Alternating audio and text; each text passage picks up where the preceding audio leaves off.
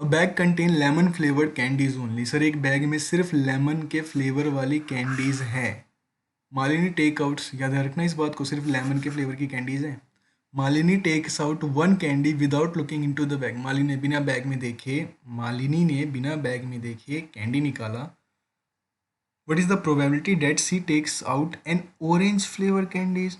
Sir अगर bag में सिर्फ लेमन ही है तो ऑरेंज आएगा किधर से, तो उसकी प्रोबेबिलिटी कितनी होगी? सर उसकी प्रोबेबिलिटी होगी 0। And second is lemon flavour candy. अब सर बैग में कितनी भी बार निकाले उसको मिलेगा सिर्फ lemon flavour candy, that mean उसकी प्रोबेबिलिटी कितनी है? 1। तो इससे हमें समझ में आया कि जो फर्स्ट पार्ट था वो इम्पॉसिबल इवेंट का है और जो नेक्स्ट पार्ट है वो सर्टेन इवेंट का है। आगे बढ़ते हैं, क्वेश्चन नंबर 7।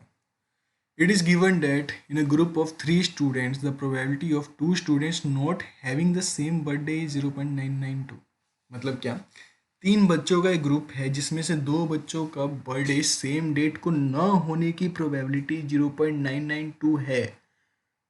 तो what is the probability that 2 students have the same birthday? मतलब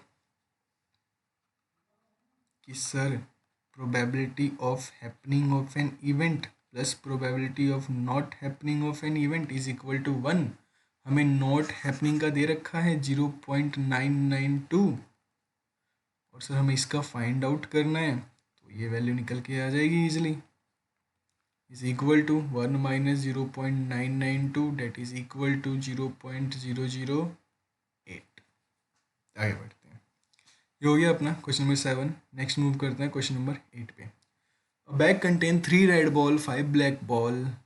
A ball is drawn at a random from the bag. What is the probability that the ball drawn is red, not red?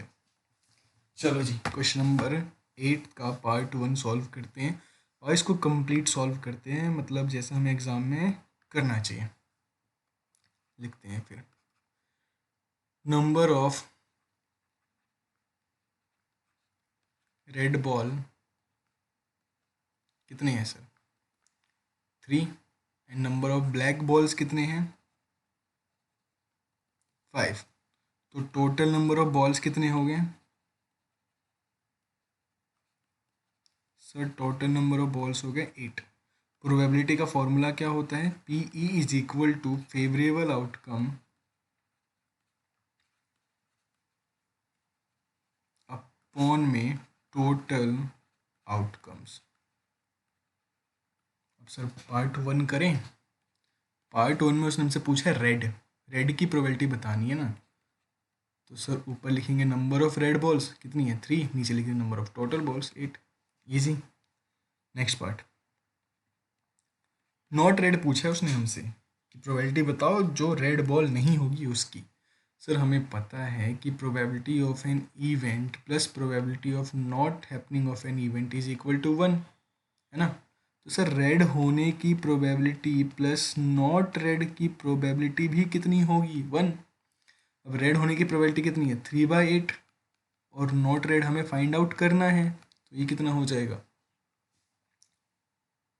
Sir? इसको solve कर लेंगे तो ये अपना निकल के आएगा not red is equal to 1 minus 3/8 that comes to 8 minus 3/8। LCM लेने के बाद फिर उसके बाद आ जाएगा अपना 5/8। इसका एक और तरीका है बट वो अप्लाई मत करना, क्योंकि जब हमें नया कॉन्सेप्ट पता है तो हम वो ईजी वाले तरीके से नहीं करेंगे, और डिपेंड करता है कि एग्जाम में क्वेश्चन कितने मार्क्स का आ रहे हैं। अगर कम मार्क्स के लिए आ रहे हैं तो आप सेकंड वाला वे यूज़ करना जो भी बताऊंगा, और अगर ज़्यादा मार्क्स के लिए हैं तो आप ये वाला तरीका अपना सकते हो।